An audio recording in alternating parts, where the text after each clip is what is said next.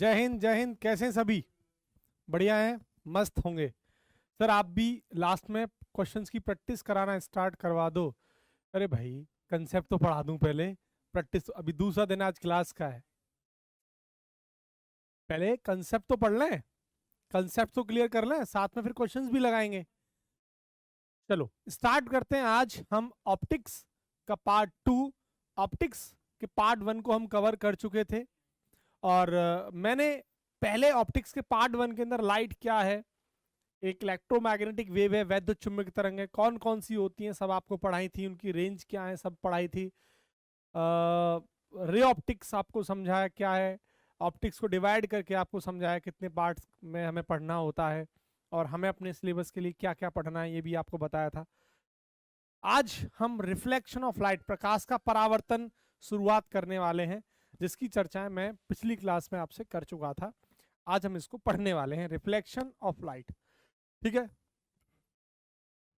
चलो हेडिंग लगाओ। सबसे पहले रिफ्लेक्शन ऑफ लाइट, ये ऑप्टिक्स का पार्ट 2 है और हम रिफ्लेक्शन ऑफ लाइट पढ़ रहे हैं।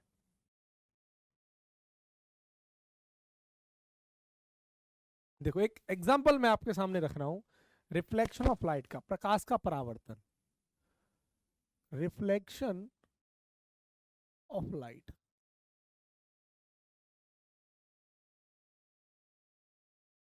प्रकाश का परावर्तन,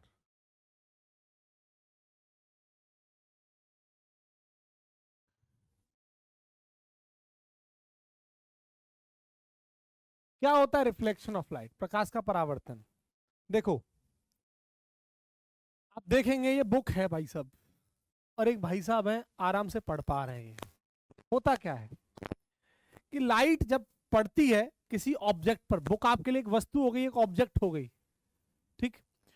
जब लाइट इस पर आती है तो आने वाली लाइट को इंसिडेंट रे कहा जाता है। आपतित किरण, मैं बता दूं, जो लाइट डल रही है ना, इस पे जो लाइट आ रही है इसे कहते हैं हम, जो लाइट डल रही है, टॉर्च मारो आप तो लाइट जो डल रही है उस ऑब्जेक्ट पे, इस लाइट को कहा जाता है बेटा आपतित किरण, यानी इंसिडेंट रे,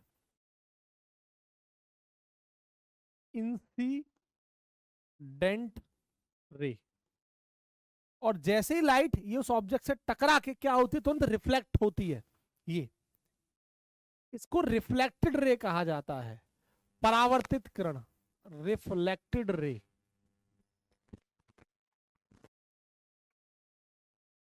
परावर्तित किरण। हुआ क्या, ये बुक आपको क्यों दिखाई दी? क्योंकि लाइट आई, इंसिडेंट रे आई, लाइट टकराई, टकराने के बाद रिफ्लेक्ट हुई और आपकी आंखों तक पहुंची, आपको तब जाके ऑब्जेक्ट दिखाई दिया। बिना रिफ्लेक्शन ऑफ लाइट के कभी आपको ऑब्जेक्ट दिखाई नहीं देगा। ऑब्जेक्ट दिखता कब है आपको? रिफ्लेक्शन ऑफ लाइट की हेल्प से। लाइट आती है, उस ऑब्जेक्ट से टकराती है, टकराने के बाद आपकी आंखों तक पहुंचती है, तब आपकी आंखों को पता लगता है कि हाँ यहाँ कोई ऑब्जेक्ट है। तो रिफ्लेक्शन ऑफ लाइट की हेल्प से हम किसी ऑब्जेक्ट को देखते हैं। अब रिफ्लेक्शन ऑफ लाइट जो है वो एक ही मीडियम में होता है, यानी इसमें क्या है, लाइट जिस मीडियम में आएगी उसी मीडियम में वापस चली जाती है, जिस मीडियम में आई उसी मीडियम में वापस चली जाएगी। अब मीडियम के बारे में हम पहली क्लास में समझ चुके हैं, उसी माध्यम में वापस चली जाएगी। अब जैसे एक छोटा सा मैं एग्जांपल दूं कि अगर मैंने कोई मेरे सामने दीवार है और मैंने बॉल फेंक के मारी, उसमें बॉल वापस आ गई उसी मीडियम में, तो गई इंसिडेंट रे, आई रिफ्लेक्टेड रे उसी मीडियम में, उसको रिफ्लेक्टेड, रिफ्लेक्शन ऑफ लाइट कहा जाता है। दूसरी बात बेटा, लॉ ऑफ रिफ्लेक्शन क्या होता है? लॉ ऑफ रिफ्लेक्शन किसे कहते हैं? प्रकाश के परावर्तन का नियम, लॉ ऑफ रिफ्लेक्शन। वो देखो, law of reflection. Law of reflection कराने से पहले मैं आपको एक चीज रिपीट कर देता हूं, परावर्तन का नियम, प्रकाश के परावर्तन का नियम। लेकिन इससे पहले एक सवाल जो एयरफोर्स में बना है, जो कल मैंने आपको एक्सप्लेन किया था, वो यहां पर आपको एक्सप्लेन कर देता हूं, याद करो बेटा। मैंने कल आपको पढ़ाया था कि देखो यहां पर कोई मीडियम नहीं बदल रहा है, यानी मीडियम नॉट चेंज, माध्यम नहीं बदल रहा है, मीडियम नॉट चेंज, माध्यम नहीं बदल रहा है। अब अगर मीडियम नहीं बदल रहा है, इस बात का मतलब क्या है? स्पीड भी नहीं बदलेगी, क्योंकि आप याद करो कल मैंने पढ़ाया था v बराबर c अपॉन म्यू, आपको याद होगा। तो इसका मतलब v तो हमारा मीडियम पे डिपेंड करता था, ये तो कांस्टेंट होती थी, कल आपको याद होगा। इसका मतलब v बदलेगी, मतलब स्पीड जो है, वेलोसिटी जो है वो बदलेगी। बोलो हाँ कि ना। कल मैंने बात सिखाई थी कि नहीं सिखाई थी? बिल्कुल, वेलोसिटी चेंज होगी। इसके बाद और वेवलेंथ, तरंग दैर्घ्य, आपको कल मैंने पढ़ाया था v म्यू पर डिपेंड करेगा, तो v बराबर क्या होता था? F lambda. और एफ मतलब फ्रीक्वेंसी, आवृत्ति। आवृत्ति तो सोर्स पर डिपेंड करती है, प्रकाश के स्रोत पर, सोर्स ऑफ लाइट पर। वो तो मीडियम पर डिपेंड नहीं करती ना, तो सोर्स ऑफ लाइट पर डिपेंड करती है, चाहे रिफ्लेक्शन हो चाहे रिफ्रैक्शन, दोनों के लिए कांस्टेंट होगी फ्रीक्वेंसी यानी आवृत्ति। तो बेसिकली, और आपका जो है लैम्डा यानी वेवलेंथ, लैम्डा भी सर नॉट चेंज, बेटा गलत लिख गया हूं मैं, नॉट चेंज होगा क्योंकि मीडियम नहीं बदला ना, वेलोसिटी नॉट चेंज। इसका मतलब लैम्डा नॉट चेंज। और फ्रीक्वेंसी तो वैसे भी नहीं बदलेगी, आवृत्ति, फ्रीक्वेंसी आवृत्ति नॉट चेंज, ये बेटा। बट अगर मैं इंटेंसिटी की बात करूं, आवृत्ति की बात करूं, या इंटेंसिटी की मतलब बात करूं मैं, या फिर एम्पलीट्यूड आयाम की बात करूं, वो चेंज होता है, वो आपके लिए जरूरी नहीं है पढ़ना।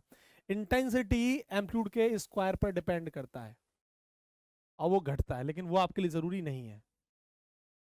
अब इंटेंसिटी जो टर्म है, एक तीव्रता, बेटा इसे हिंदी में कहते हैं, बस थोड़ा इसको समझा दूं। इंटेंसिटी, इसको हिंदी में तीव्रता कहा जाता है। क्या होता है इंटेंसिटी, ये बताओ। ठीक है, एक मिनट बस मैं आता हूं, इसको चीज को ध्यान से समझना आप। देखो, इंटेंसिटी क्या होती है? तीव्रता। अगर लाइट आई इस पर, बुक पर या मिरर पर मान लेते हैं, तो होता क्या है, मान के चलो किसी मिरर पर लाइट आई, जैसे मैं एग्जांपल के तौर पर यहां देखो, आप यहां समझ पाओगे ढंग से। ये कोई सरफेस, ये देखो, ये प्लेन मिरर है आपके सामने, समतल दर्पण, और एक टॉर्च से लाइट हम डाल रहे हैं। होता क्या है, कुछ लाइट को ये मिरर एब्जॉर्ब कर लेता है। ये पूरी की पूरी लाइट रिफ्लेक्ट नहीं होती, कुछ परसेंट, 2%, 3%, 4% जो आपने लाइट डाली है, इस लाइट को कुछ न कुछ ये मिरर एब्जॉर्ब कर लेगा, अवशोषित कर लेगा। 100% लाइट रिफ्लेक्ट नहीं होती। TIR हम आगे पढ़ेंगे, टोटल इंटरनल रिफ्लेक्शन, पूर्ण आंतरिक परावर्तन। हीरा चमकता क्यों है? वो 100% TIR शो करता है, वहां 100% लाइट रिफ्लेक्ट होती है, वो अलग कहानी। लेकिन लाइट जो है, रिफ्लेक्शन जो होता है ना, वो उसमें जो इंटेंसिटी होती है, उसकी लाइट की जो तीव्रता है वो घटती है। और इंटेंसिटी जो है वो एम्पलीट्यूड के स्क्वायर पर डिपेंड करती है। जब इंटेंसिटी घटती है तो एम्पलीट्यूड भी घटता है, आयाम भी घटता है। क्या मेरी बात समझ पाए? तो जो लाइट आ रही है ना बेटा, ये लाइट कुछ परसेंट, 2%, 3%, 4% लाइट को एब्जॉर्ब कर लेता है वो सरफेस, वो मिरर। और जब लाइट रिफ्लेक्ट होती है तो 96, 95, 94% लाइट रिफ्लेक्ट होती है, 100% लाइट रिफ्लेक्ट नहीं होती। क्यों? क्योंकि कुछ 4%, 3%, 2% लाइट को ये मिरर एब्जॉर्ब कर लेता है, अवशोषित कर लेता है। इसलिए इसलिए मैं बोल रहा था आपको कि जो इंटेंसिटी बेसिकली होती है, यानी आवृत्ति जो होती है, वो ए स्क्वायर पर डिपेंड करती है। और ए का मतलब बेटा होता है आयाम यानी एम्पलीट्यूड। अब आप खुद सोचिए, अगर जब इंटेंसिटी कम होगी तो एम्पलीट्यूड भी तो कम होगा, तो दोनों ये डिक्रीज होते हैं रिफ्लेक्शन के केस में। ठीक है, तो ये क्या होते हैं, इंटेंसिटी भी घटती है, एम्पलीट्यूड भी घटता है। तो नोट डाल के मैं लिख देता हूं बात, तो नोट डाल के लिख देता हूं, इंटेंसिटी बोथ, इंटेंसिटी यानी तीव्रता, एंड एम्पलीट्यूड यानी आयाम डिक्रीजेस। आपको ये यहां से पता लग रहा होगा, इसका मतलब क्या हो गया, I directly proportional a square. A घटेगा तो आई घटेगा, तो ए भी घटेगा, आई घटेगा। ये बात आपको यहां समझ में आ गई होगी, बोलिए हाँ कि ना। चलो,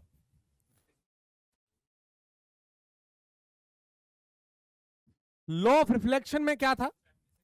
अब देखो, लॉ देख लो क्या है।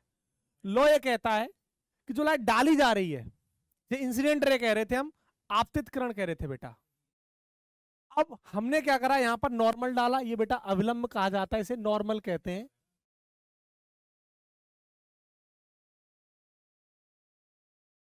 अविलंब। अब ये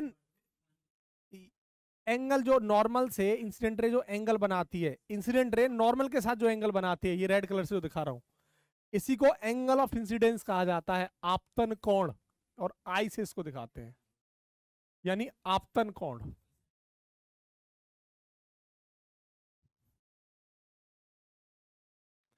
ठीक है।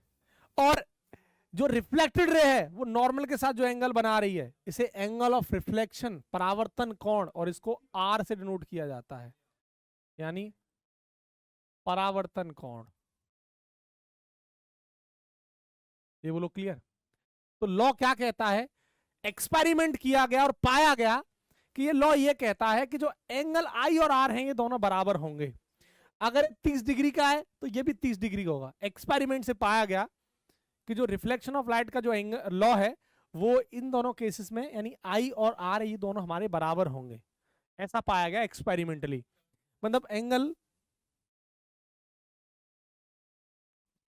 पहला लॉ क्या है, फर्स्ट लॉ के एंगल आई बराबर एंगल आर, यानी अगर एंगल आई 30 होगा तो एंगल आर भी 30 होगा, एंगल आई 20 होगा तो आर भी 20 होगा। कहने का मतलब ये है, क्लियर। दूसरा लॉ क्या था बेटा, दूसरा लॉ ये था, देखो यहां से जो इंसिडेंट रे है यानी आपतित किरण, जो परावर्तित किरण रिफ्लेक्टेड रे, और नॉर्मल अविलंब एक ही प्लेन में, एक ही समतल में रहेंगे, एक ही समतल में लाई करेंगे। तो आप देखें एक ही समतल में, तो एक ही प्लेन में तीनों। तो कहने का मतलब थर्ड लॉ ये था, सॉरी सेकंड लॉ हमारा ये था कि इंसिडेंट रे यानी आपतित किरण, कॉमा रिफ्लेक्टेड रे परावर्तित किरण, एंड नॉर्मल यानी अवलंब, लाई इन सेम प्लेन, समान समतल में रहेंगे। प्लेन का मतलब बेटा क्या है, समतल। ये दो लॉ हैं, ठीक है, ये है आपका लॉ ऑफ रिफ्लेक्शन। ये दो लॉ हैं रिफ्लेक्शन के, पहला एंगल आई और आर बराबर, दूसरा इंसिडेंट रे, रिफ्लेक्टेड रे और नॉर्मल, तीनों एक ही प्लेन में लाई करेंगे। दूसरी बात, ये जो लॉ ऑफ रिफ्लेक्शन है ये हमेशा, चाहे आपकी सरफेस प्लेन हो या फिर कर्व्ड सरफेस हो, वैलिड होगा। ध्यान से सुनना, चाहे आपकी सरफेस प्लेन हो और चाहे वो कर्व्ड हो, वक्र हो। कर्व्ड का मतलब जैसे कॉनकेव मिरर आपने देखा होगा, कनकेव मिरर पढ़ा होगा, अवतल दर्पण। कॉन्वेक्स पढ़ा होगा आपने, उत्तल, यानी कर्व्ड सरफेस हो, वक्र सतह, या फिर प्लेन सतह हो, समतल सतह, हर केस में वैलिड करता है। कैसे, मैं आपको समझाता हूं, देखो कैसे। जैसे मान लेते हैं एक मिनट के लिए, ये हमारे पास सरफेस प्लेन है, ये ठीक है। देखो ये बाउंड्री है, सरफेस है। ये बाउंड्री का काम क्या होता है, मीडियम को डिवाइड करना, सिंपल। अब हुआ क्या, ये नॉर्मल है बेटा, ये आपका नॉर्मल है, ठीक, ये हमारा हो गया नॉर्मल। अब क्या हुआ, लाइट आएगी ऐसे करके और ये रिफ्लेक्ट हो जाएगी ऐसे करके। मतलब ये क्या हुआ, ये जो एंगल होगा आई और ये एंगल आर होगा। बोलो क्लियर। ये प्लेन सरफेस हो गया कि नहीं हो गया, ये क्या हो गया, प्लेन सरफेस, समतल सतह है, एकदम प्लेन है सरफेस। लेकिन अगर कर्व सरफेस हुआ तो क्या होगा, तो भी लॉ ऑफ रिफ्लेक्शन फॉलो करेगा, उस केस में भी एंगल आई और आर बराबर होंगे। मतलब ये हुआ मेरा सीधा सीधा कि अगर सरफेस ऐसी है कर्व्ड, या फिर वो ऐसी है, देखो कर्व्ड सरफेस है,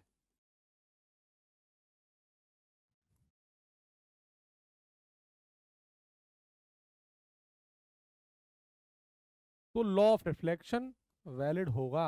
ये नॉर्मल,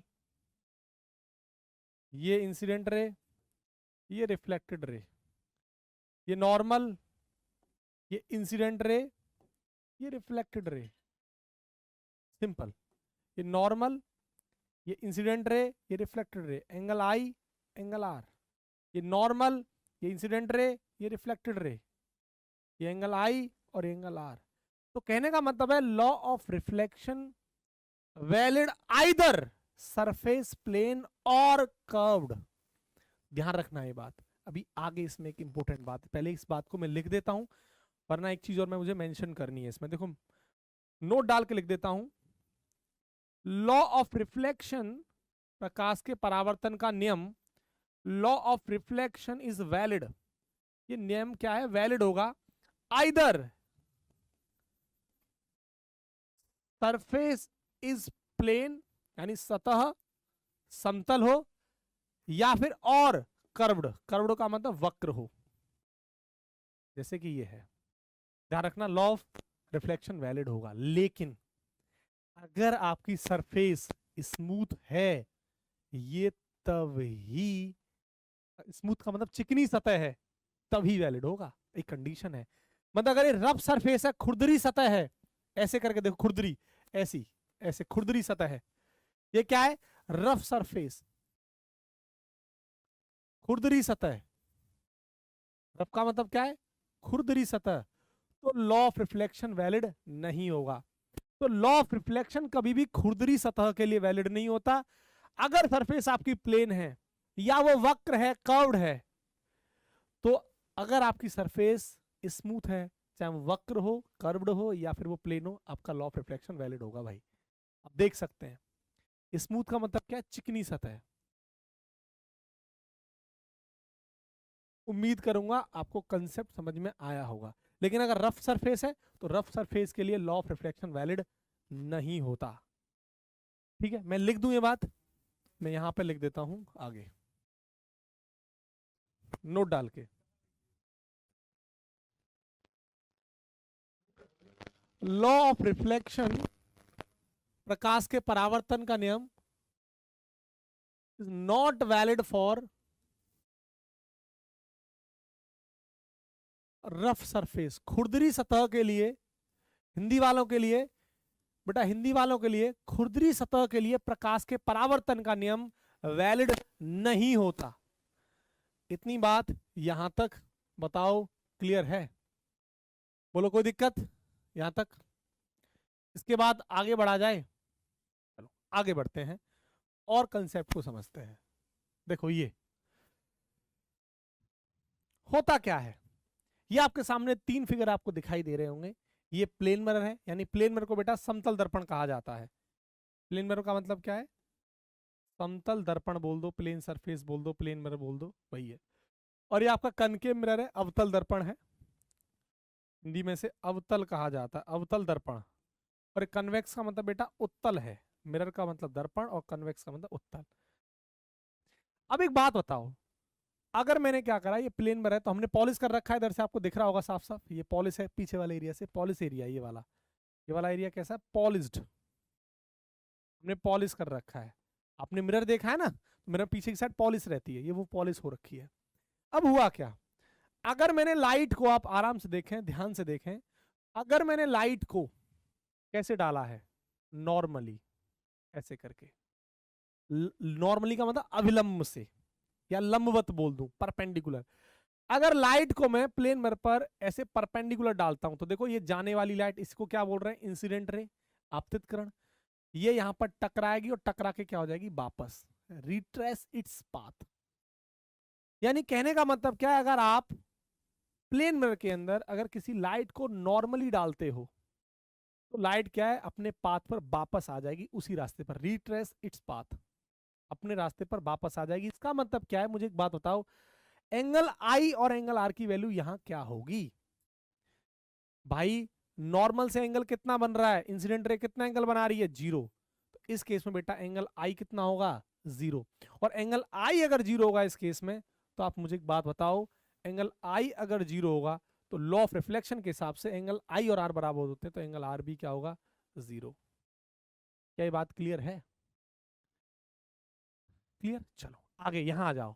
ये कनकेव मिरर है, मुझे पता है, अगर मैं लाइट को, बेटा ध्यान से देखना, अगर मैं लाइट को कैसे डालता हूं? इसकी प्रिंसिपल एक्सिस से। हमें पता है इतना यार, हम 12th क्लास में थोड़ा बहुत पढ़ के आए हैं, क्या होती है मुख्य अक्ष यानी प्रिंसिपल एक्सिस, क्या होता है सेंटर ऑफ कर्वेचर, वक्रता केंद्र क्या होता है, सब थोड़ा थोड़ा हमें आता है, ये टर्म्स हमें आती हैं बेटा। तो समझो, यानी ये आप देख पा रहे हैं, ये जो है बीचों बीच से जो लाइन गुजरती है, ये पोल होता है आपका ध्रुव। इसी को बेटा प्रिंसिपल एक्सिस यानी मुख्य अक्ष कहा जाता है। लिख भी रहा है प्रिंसिपल एक्सिस यानी मुख्य अक्ष से बेटा हिंदी में कहते हैं मुख्य अक्ष। अगर आप लाइट को आप डालते हैं ऐसे करके, ऐसे करके, हो क्या रहा है, परपेंडिकुलर जा रही है कि नहीं जा रही है, लंबवत, तो ये टकराएगी इस पॉइंट से और वापस आ जाएगी। तो इस केस में भी क्या होगा, एंगल आई और एंगल आर दोनों जीरो होंगे। सेम केस है। या फिर आपको पता है, अगर मैं लाइट को, आपने रूल पढ़ा होगा क्लास 12th में कि अगर हम बेटा सेंटर ऑफ कर्वेचर से किसी रे को डाला जाता है तो जैसे वो जाती है वैसे ही वापस आ जाती है। इस केस में भी एंगल आई और एंगल आर क्या होंगे, बराबर होंगे। बोलो हाँ कि ना। और वो कितने होंगे, 0 डिग्री होंगे। सेम यहां देख लो, सेम केस है यहां। अगर आप लाइट को यहां डालोगे, जैसे आप यहां लाइट को डालोगे वैसे ही क्या हो जाएगी, हमारी लाइट वापस आ जाएगी। इस केस में भी क्या होगा, ऐसे अगर मुख्य अक्ष से डालेंगे या फिर अगर हम प्रिंसिपल एक्सिस से लाइट को डालेंगे तो क्या होगा, सेम कहानी, एंगल आई और एंगल आर क्या हो जाएंगे, 0 हो जाएंगे। बोलो हाँ के ना। क्या मेरी बातें सबको समझ में आई? इन सभी केसेस के अंदर बेटा क्या होगा, एंगल आई और एंगल आर आपके क्या होंगे, 0 डिग्री होंगे। तो मैं लिख के आ रहा हूं, if light is incident normally then it returns its path. यानी अगर किसी प्रकाश की किरण को आप अवलंब से गुजारते हैं, अवलंब से डालते हैं, तो दोबारा अपने रास्ते पर आ जाएगी, और दोबारा आ जाएगी तो नॉर्मल से हमेशा एंगल 0 डिग्री बनाएगी। ये ध्यान रखना। तो मैं इस बात को यहाँ लिख रहा हूँ नोट डाल के, है ना, यहाँ पे। If light incident normally, if light incident normally, then it retraces its path। Retrace का मतलब क्या है, दोबारा से अपने रास्ते पर, पाथ रास्ता, दोबारा से अपने रास्ते पर आ जाना, तो अपने रास्ते पर दोबारा वापस आ जाती है। तो ये आपको क्लियर हो गया होगा कंसेप्ट के एंगल आई और एंगल आर बराबर क्या होंगे बेटा, 0 डिग्री होंगे। बोलो कोई प्रॉब्लम यहां तक भी, कोई दिक्कत? ठीक है। ये हमारी लॉ ऑफ रिफ्लेक्शन से जो हमने कहानियां पढ़ी वो सारी की सारी थी। क्या होता है लॉ ऑफ रिफ्लेक्शन, वो हमने समझा। लॉ ऑफ रिफ्लेक्शन किन किन सरफेस के लिए वैलिड होता है वो हमने पढ़ा, और फिर हमने इसकी कंडीशंस को भी समझा कि भैया ये रफ सरफेस के लिए लॉ ऑफ रिफ्लेक्शन वैलिड नहीं होता, चाहे वो सरफेस प्लेन हो फिर या वो सरफेस कर्व्ड हो। अगर सरफेस स्मूथ है, स्मूथ के केस के लिए चाहे वो सरफेस प्लेन है, स्मूथ प्लेन है, या फिर वो स्मूथ कर्व्ड है, तो आपका लॉ ऑफ रिफ्लेक्शन वैलिड होगा। ये बात भी हमने पढ़ी। फिर हमने ये पढ़ा कि लाइट को अगर नॉर्मली डालते हैं आप अवलंब से तो अपने रास्ते पर दोबारा वापस आ जाती है, जैसा कि आपको फिगर में दिख रहा है। इस केस में एंगल आई और आर दोनों क्या होंगे, 0 होंगे। बेटा अब आगे हम समझने वाले हैं प्लेन मिरर के बारे में, समतल दर्पण के बारे में। और प्लेन मिरर के जितने भी कंसेप्ट हैं, एयरफोर्स नेवी ने जितने भी सवाल पूछे हैं, वो सारे के सारे इस क्लास में आपको समझ में आ जाएंगे। एक एक चीज, एक एक डाउट आपको क्लियर हो जाएगा। प्लेन मिरर के कंसेप्ट एकदम आपको समझ में आ जाएंगे। देखो बेसिक इंग्लिश है, बहुत बड़ी इंग्लिश तो है नहीं। मैं साथ साथ चीजों को मेंशन भी करता जा रहा हूं, तो आप कॉपी में इन चीजों को नोट कर लिया करो। हिंदी को आप देखो, एयरफोर्स की प्रिपरेशन कर रहे हो तो जीडी तो देना होगा, और इतना इंग्लिश तो आपको आना चाहिए कि किसी बात को समझ के उस बात को रिप्लाई कर दो, वरना जीडी नहीं होगा, ये ध्यान रखना। एयरफोर्स में से जीडी तो होना ही होना है। एयरफोर्स की खबर है कि अब आपके एयरफोर्स एग्जाम के अंदर से जो एडेप्टली टेस्ट 1 हुआ करता था, जिसे आप साइकोलॉजी टेस्ट कहा करते थे, वो हट गया है। एडेप्टली टेस्ट 1, एसआरटी जिसे कहते थे, सिचुएशन रिएक्शन टेस्ट, वो हट गया है। लेकिन जीडी तो आज भी है, ग्रुप डिस्कशन, वहां तो आपको इंग्लिश आनी चाहिए। तो बेसिक टर्म होती है, इतना तो आप बेसिक इंग्लिश है, इसको तो आपको सीखना ही होगा अगर आपको एयरफोर्स क्लियर करना है। एयरफोर्स क्लियर करने का मतलब पेपर निकालना नहीं है, पेपर के साथ साथ आपको वहां जीडी भी निकालना है, फिर फिजिकल को भी निकालना है, और फिर मेडिकल को भी पार करना है। सारे फेजेस आपके क्लियर होंगे तभी बात बनेगी। अगर आप सोच रहे हैं कि कतई हिंदी में ही चलता रहे तो बात बनेगी। आपको अगर आप कंपटीशन के अंदर आए हैं तो आपको सीखना होगा, और वो भी डिफेंसिव कंपटीशन में है, क्योंकि वहां आपका पार्ट है जीडी। कैसे करेंगे बताइए। चलो आगे बढ़ते हैं और हेडिंग लगाओ सब लोग, image formation by plane mirror. Plane mirror के द्वारा प्रतिबिंब का बनना, उसके जितने भी केसेस हैं प्लेन मिरर के सारे मैं आपको कराने वाला हूं, ठीक है। चलो लिखो, तुम जितना इंग्लिश से घबराओगे ना उतना इंग्लिश आप पर हावी होगी और आपको छोड़ेगी नहीं पीछे। जीडी कैसे दोगे आप खुद सोचो। तो आदत बनाओ, मैं आपको दावा कर रहा हूँ, आप मेरी क्लास लीजिए, अगर आप प्योर हिंदी मीडियम के भी है ना 10 दिन तो आपको मुश्किल आएगी, क्योंकि जो टर्म है साइंटिफिक, जो वर्ड्स हैं फिजिक्स के अंदर टेक्निकल टर्म्स हैं, वो आपको प्रॉब्लम करेंगे। लेकिन 10 से क्योंकि हम लोग ऑफलाइन पढ़ाते हैं और हम हमेशा हम अनुभव करते हैं इस चीज को, 10-12 दिन बच्चों को प्रॉब्लम होती है, लेकिन उसके बाद वो जो टर्म्स जैसे से क्लियर होती जाती हैं उन्हें आनंद आने लगता है, फिर वो प्योर इंग्लिश में कन्वर्ट हो जाते हैं। आप कंपटीशन में आए तो आपको इंग्लिश सीखना होगा भाई इतना, ये आप निश्चित मानिए, वरना एयरफोर्स को पेपर निकालने का मतलब सिलेक्शन नहीं है, ये ध्यान रखना। चलो आगे बढ़ते हैं बेटा और समझते हैं image formation by plane mirror.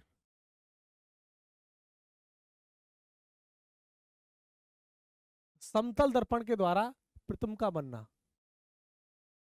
जिसको हिंदी लिखनी है वो लिख सकता है, समतल दर्पण के द्वारा प्रतिबिंब का बनना। इमेज का मतलब होता है बेटा प्रतिबिंब और प्लेन मिरर का मतलब है समतल दर्पण।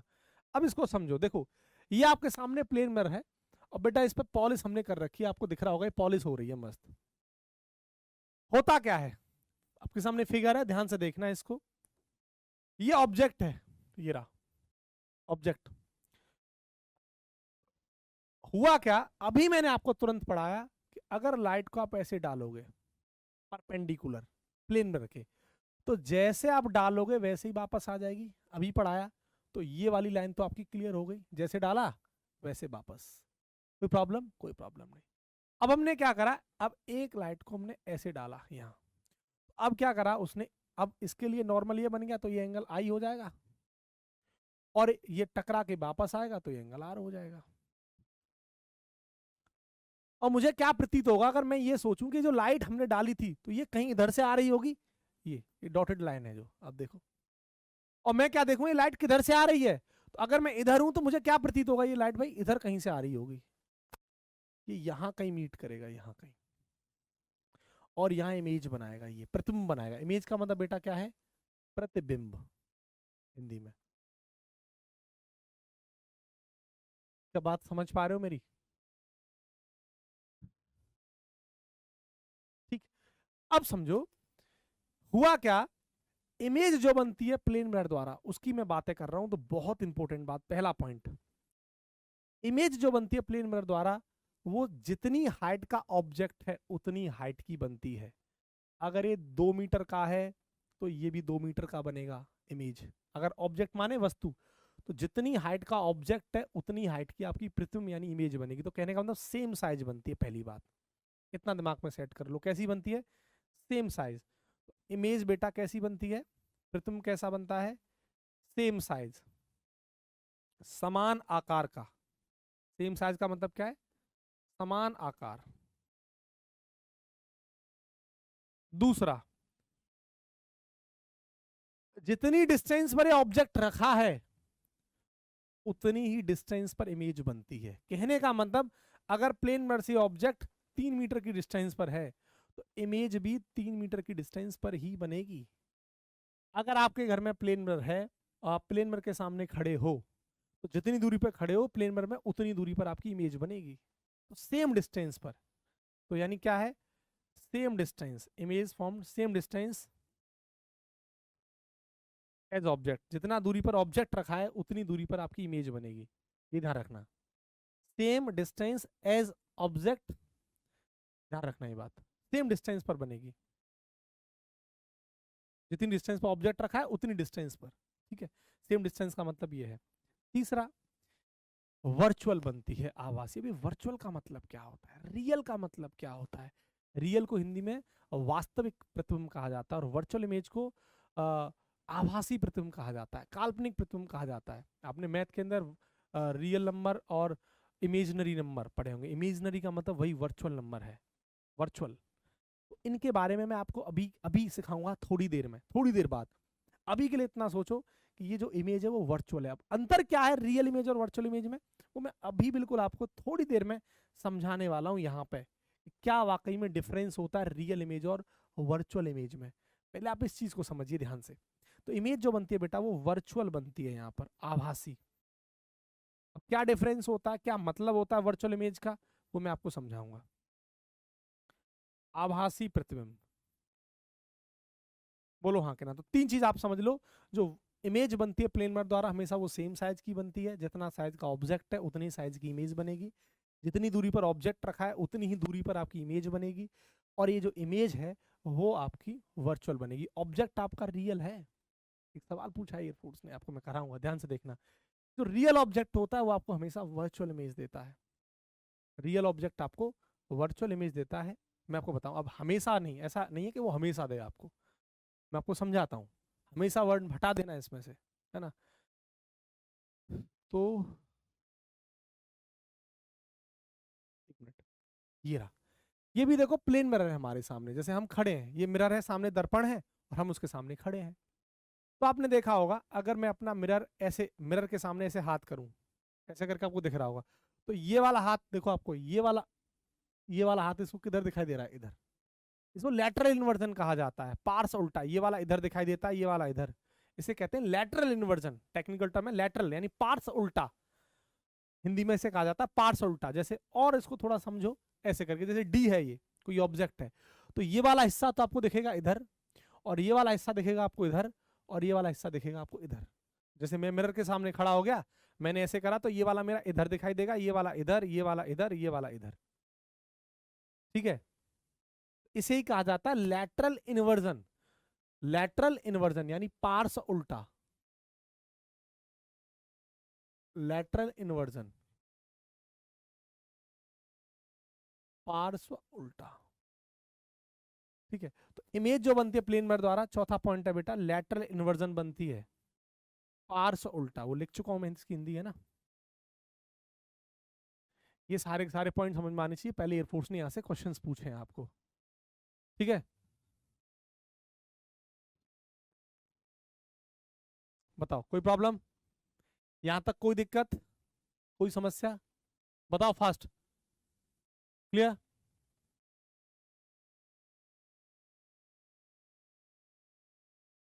चलो, अब ये अंतर क्या क्या सेंस है रियल इमेज का, कहने का मतलब क्या सर आपका, किसे कहते हैं वास्तविक प्रतिबिंब, वो अब आपको मैं समझाने वाला हूं। वास्तविक प्रतिबिंब, अब समझो difference between real image and virtual image. क्या अंतर होता है रियल इमेज और वर्चुअल इमेज में, देखो कैसे।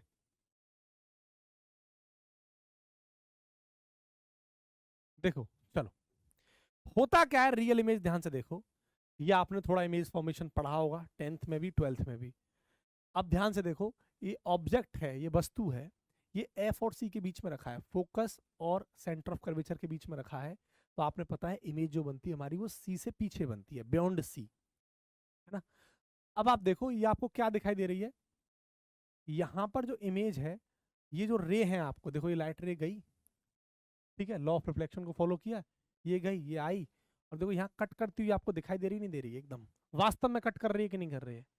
तो ऐसी कोई रे जो वास्तव में एक पॉइंट पर कट करती हैं, वास्तव में, ऐसी इमेज को रियल इमेज कहा जाता है। आपको दिख रहा होगा वास्तव में कट कर रही है। लेकिन एक केस आपने ये भी पढ़ा होगा कनके मिरर का, अवतल दर्पण का, जब ऑब्जेक्ट पोल और फोकस के बीच में रखा रहता है, आपने पढ़ा होगा, तब इमेज कहां बनती है, मिरर से पीछे, वो वर्चुअल इमेज बनती है। आप कहते थे वर्चुअल इमेज क्या सर, हमें वहां किरण आती हुई दिखाई देती हैं, कि ये कहीं से आ रही हैं, कट करती हुई दिखाई देती हैं, लेकिन वास्तव में कट नहीं कर रही होती, लेकिन हमें ऐसा प्रतीत होता है। जैसे ये है, समझ जाओगे आराम से। ये केस देखो, ये प्लेन मिरर है, ये ऑब्जेक्ट है, अभी मैं थोड़ी देर पहले प्लेन मिरर की चर्चा कर रहा था आपसे, प्लेन मिरर है, और ये आपका इमेज है। अब देखो ये क्या हुआ, लाइट आई, देखो यहां से, ये हमने लाइट, देखो ये रहा, ध्यान से देखना, ये देखो, ये देखो लाइट जा रही है, टकराई, भाई साहब की आंखों तक गई।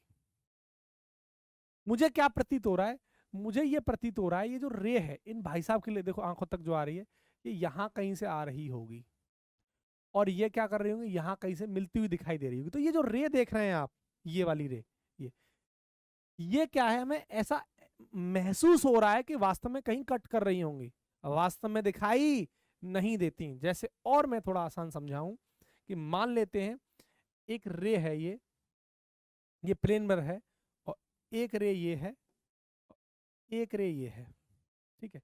तो मुझे कैसे प्रतीत होगा, एक ये रे यहां कहीं से ऐसे करके कट करके जा रही होगी यहां से, ये जो इमेज होगी वो वर्चुअल इमेज होगी। क्या बात मेरी समझ पाए? क्लियर है? क्लियर है? तो वर्चुअल इमेज और रियल इमेज में क्या डिफरेंस है? बेसिकली जो इमेज वास्तव में कट करती है किसी एक पॉइंट पर, जब कोई दो रे कट कर जाए किसी एक पॉइंट पर, ऐसी इमेज को रियल इमेज कहा जाता है, वास्तव में कट कर जाए और आभास हो आपको कि यहाँ कट कर रही हैं, उसको आभास हो जाए, उसको आभासी इमेज कहते हैं, यानी वर्चुअल इमेज कहते हैं। वास्तव में कट ना कर रही हो लेकिन आपको आभास हो रहा हो कि ये कट कर रही होंगी, तो यहाँ वास्तव में नहीं, आपको आभास हो रहा है कि हाँ भाई कट कर रही होंगी कहीं एक पॉइंट पर, लेकिन यहाँ देखो यहाँ वास्तव में कट कर रही है, ये अंतर होता है। ठीक है, अब जो रियल इमेज है ना बेटा, उसे आप स्क्रीन पर ला सकते हो, पर्दे पर ला सकते हो, आप उसको पर्दे पर ला सकते हो। एग्जाम्पल के तौर पर आप कभी थिएटर गए हो, मूवी देखने गए होंगे आप, वो जो इमेज है थिएटर में, जो भाई साहब सलमान खान, शाहरुख खान, आमिर खान और अमिताभ बच्चन साहब जो लड़ रहे हैं, है ना, वो क्या है, वो कौन सी इमेज है? आप स्क्रीन पर ला रहे हो, वो इमेज कौन सी? वो रियल इमेज है, वो वर्चुअल इमेज नहीं है। वर्चुअल इमेज को कभी पर्दे पर यानी स्क्रीन पर लाया ही नहीं जा सकता। तो इसकी एक पहचान और है कि real image obtain on screen, obtained on screen, screen माने इसको पर्दे पर लाया जा सकता है बेटा, इसको पर्दे पर लाया जा सकता है, स्क्रीन माने पर्दा, पर्दे पर लाया जा सकता है।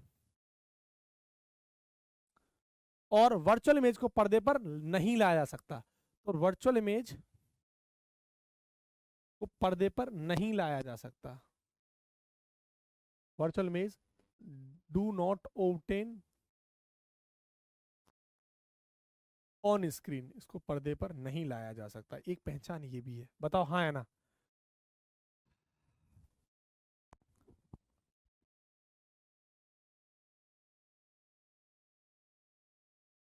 चलो ठीक है, आगे बढ़ते हैं। ये हमारी, हमने रियल इमेज और वर्चुअल इमेज के बारे में बच्चों डिफरेंस सीखा। अगला नेक्स्ट देखो,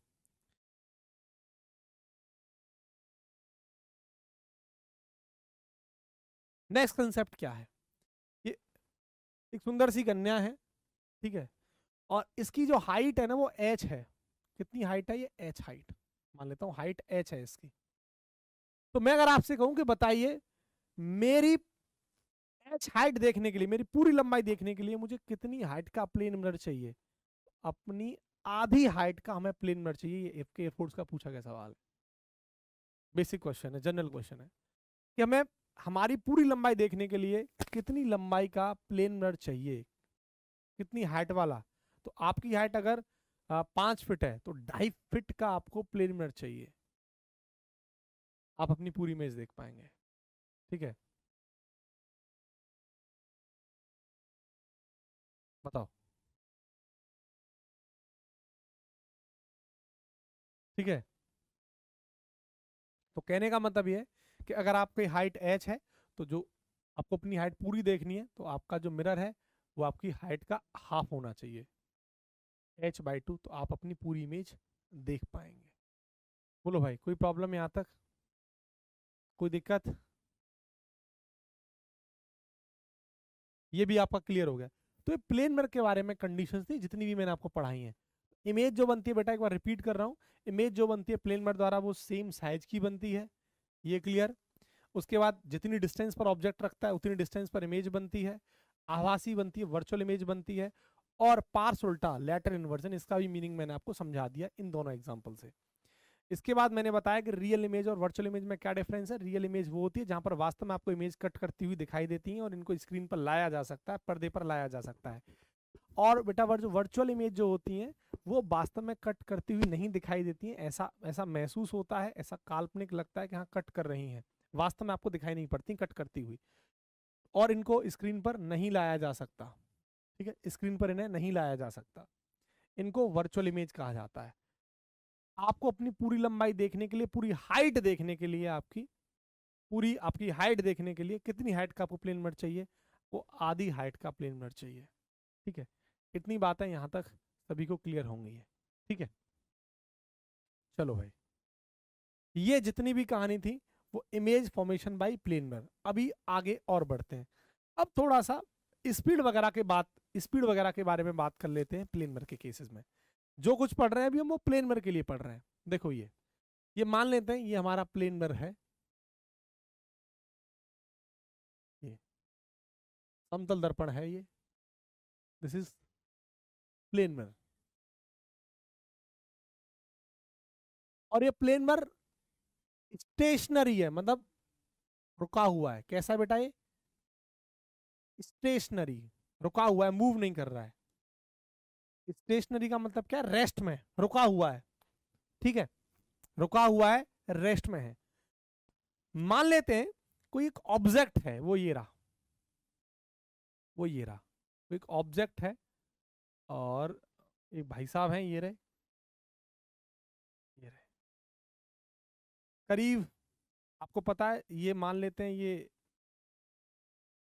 एक्स डिस्टेंस पर है, तो एक्स डिस्टेंस पर ही इमेज बनेगी, नो डाउट।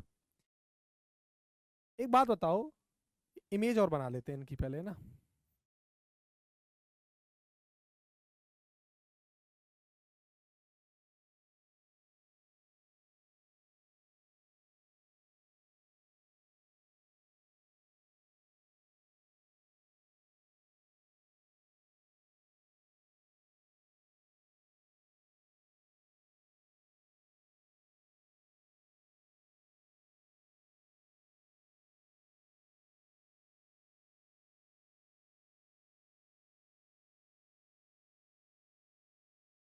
देखो, ठीक, अगर मैं आपसे कहूं कि बताइए जो ऑब्जेक्ट है वो v स्पीड से जा रहा है इधर, किसकी तरफ? मिरर की तरफ, v स्पीड से। v क्या है? Velocity of object. ये, और मिरर भाई साहब रुका हुआ है, मिरर आराम से रेस्ट में, तो अब मिरर मेरे सामने हो, मैं मिरर की तरफ v स्पीड से जा रहा हूं, इमेज जो है वो ऑब्जेक्ट की तरफ कितनी स्पीड से आ रही होगी? यानी मिरर की तरफ इमेज भी v स्पीड से आ रही होगी। सवाल को ध्यान समझना जो एयरफोर्स में बना है, मैं क्या बोल रहा हूं दोबारा समझो। अगर ऑब्जेक्ट इस मिरर की तरफ, क्योंकि मिरर तो रुका हुआ है, रेस्ट भाई, स्टेशनरी का मतलब क्या? रुका हुआ है ना, रेस्ट में है। अगर ये ऑब्जेक्ट v स्पीड से जा रहा है, v मीटर पर सेकंड से जा रहा है, इमेज भी इसकी तरफ v मीटर पर सेकंड से आ रही होगी। लेकिन अगर मैं आपसे सवाल पूछूं कि बताइए उसकी रिलेटिव वेलोसिटी क्या होगी? सापेक्ष गति, यानी इस ऑब्जेक्ट को इमेज अब कितनी स्पीड से आती हुई दिखाई दे रही होगी।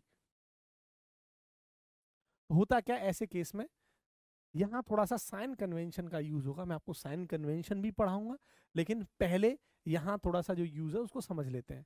तो बेटा जब रिलेटिव वेलोसिटी निकालते हैं तो होता क्या, आपने पढ़ा होगा 11th क्लास में, जो ऑब्जर्वर होता है देखने वाला, और देखने वाला कौन है? ये भाई, ये तो ऑब्जर्वर है ना हमारे लिए, बताओ, ऑब्जेक्ट यानी ये ऑब्जर्वर है हमारे लिए, बोलो हाँ कि ना। ऑब्जर्वर माने क्या? देखने वाला। और ये हमारे लिए क्या है? ये इमेज है, प्रतिबिंब है, यानी प्रतिबिंब है। तो हुआ क्या, velocity of image with respect to object. कहने का मतलब देखने वाला हमेशा कहां लिखा जाता है? लास्ट में लिखा जाता है। ऑब्जर्वर कौन है? ये हमारा। तो कैसे लिखेंगे? Velocity of image minus velocity of object. ऐसे ही तो रिलेटिव वेलोसिटी निकाला जाता है, सापेक्ष वेग ऐसे ही तो निकाला जाता है। तो यानी जो ऑब्जर्वर होता है, जो देखने वाला, अब इमेज कितनी स्पीड से आ रही होगी मिरर की तरफ, देखने वाला कौन है? ऑब्जर्वर, यही तो है ऑब्जेक्ट, तो मैंने लिख दिया इसको ऐसे। अब इमेज आ किधर रही है? इधर। तो बस थोड़ा सा साइन कन्वेंशन है, हल्का सा, वो साइन कन्वेंशन समझ लो। साइन कन्वेंशन का मतलब बेटा चिन्ह परपाटी नियम, ये मैं आपको अभी आगे भी पढ़ाऊंगा कनकेव कन्वेक्स में। चिन्ह परपाटी, साइन कन्वेंशन को हिंदी में कहा जाता है चिन्ह परपाटी। कुछ रूल है वो देख लो। रूल क्या है कि अगर ये मान लेते हैं प्लेन मिरर है, अगर आपका ऑब्जेक्ट राइट साइड की तरफ जाता है तो उसकी जो वेलोसिटी है उसको आप पॉजिटिव लेंगे। कहने का मतलब सीधा फंडा है, जो इंसिडेंट रे है, देखो ऐसे करके समझो, मैं अगर सीधी बात कहूँ आपसे कि अगर आप इधर की तरफ जा रहे हैं, इधर की तरफ, ऐसे समझो भी, अगर आप इधर की तरफ जा रहे हैं तो आप पॉजिटिव लेंगे, हमें हमेशा राइट साइड की तरफ जाने को पॉजिटिव लेंगे आप। और अगर आप इधर आ रहे हैं लेफ्ट साइड की तरफ तो हमेशा उसको नेगेटिव लेंगे आप। इतना भी आप समझिए, इसके लिए इतना काम चल जाएगा। अगर आप इधर जा रहे हैं राइट साइड की तरफ तो आप पॉजिटिव लेंगे उसकी डायरेक्शन को, और अगर आप इधर आ रहे हैं लेफ्ट साइड की तरफ उसकी डायरेक्शन को आप नेगेटिव लेंगे। प्लस माइनस सिर्फ आपकी डायरेक्शन बताएगा। तो अब आप देखेंगे इमेज इधर आ रही है, मतलब आप क्या लेंगे, इसकी स्पीड को यहाँ माइनस वी लिख देंगे, माइनस वी, और ऑलरेडी पहले से माइनस है, ये इधर जा रहा है तो इसको प्लस वी लिखेंगे। प्लस माइनस तो माइनस ही होता है ना, तो क्या हो जाएगा, minus V that means minus का 2v मीटर पर सेकेंड। अब माइनस क्या बता रहा है, यहाँ पर तो माइनस आए, तो माइनस तो सिर्फ डायरेक्शन बता रहा है, क्या बता रहा है, दिशा। माइनस और प्लस बेटा दिशा बताता है, डायरेक्शन बताता है। माइनस ये बता रहा है कि जो इमेज है वो ऑब्जेक्ट की तरफ इधर साइड आ रही है, यानी ऑब्जेक्ट को इमेज कितनी स्पीड से आती हुई दिखाई देगी, दुगनी स्पीड से। अगर ऑब्जेक्ट आपका 5 मीटर पर सेकंड से जा रहा था तो ऑब्जेक्ट को इमेज 10 मीटर पर सेकंड से आती हुई दिखाई देगी। लेकिन अगर ये पूछा जाए कि अगर ऑब्जेक्ट 5 मीटर पर सेकंड से जा रहा है तो इमेज कितनी स्पीड से आ रही होगी, 5 मीटर पर सेकंड से आ रही होगी। सिंपल। बताओ कोई दिक्कत, कोई प्रॉब्लम बताओ। साइन कन्वेंशन में जो इतना यूज हुआ है वो मैंने आपको यहाँ बता दिया, बाकी का साइन कन्वेंशन हम कनकेव मिरर और कन्वेक्स मिरर के अंदर भी पढ़ेंगे। ठीक है, बोलो हाँ कि ना, कोई प्रॉब्लम कोई दिक्कत बताओ, चीजें क्लियर है। ये सवाल एग्जाम में आपके बनाए, ये प्रीवियस ईयर का सवाल है ये। ठीक, तो बेटा ये माइनस प्लस सिर्फ क्या है, डायरेक्शन के बारे में डिस्कस करता है। अगर आप राइट साइड की तरफ जा रहे हो तो पॉजिटिव, और लेफ्ट साइड की तरफ जा रहे हो आप नेगेटिव। सिंपल है। ठीक, क्लियर। चलो, उम्मीद कर रहा हूं आपको चीजें बढ़िया से समझ में आई होंगी। अभी प्लेन मिरर के कंसेप्ट पूरे नहीं हुए, अभी मैं थोड़ी सी चर्चाएं और करूंगा आपसे। आपने पढ़ा होगा कि अगर जो प्लेन मिरर है, अगर मान के चलो ये जैसे कोई प्लेन मिरर है मेरे पास, अगर प्लेन मिरर मेरा फिक्स है और इंसिडेंट रे आपतित किरण थीटा एंगल से घूम रहा है, तो बताइए रिफ्लेक्टेड रे परावर्तित किरण कितने एंगल से घूमेगी। एक कंसेप्ट हम ये पढ़ेंगे। एक कंसेप्ट ये भी पढ़ेंगे कि अगर ये प्लेन मिरर, अगर हमारा समतल दर्पण प्लेन मिरर थीटा एंगल से घूम रहा है, पहले नहीं घूम रहा था दूसरे वाले केस में, अगर ये प्लेन मिरर हमारा पहले ऐसे था अब थीटा एंगल से घूम रहा है और इंसिडेंट रे नहीं घूम रही, इंसिडेंट रे फिक्स कर दी, स्टेशनरी है, रुकी हुई जैसे पहली थी, तो अब बताइए रिफ्लेक्टेड रे कितने एंगल से घूमेगी। समझ पा रहे हैं, ये कंसेप्ट भी हम समझेंगे प्लेन मिरर के।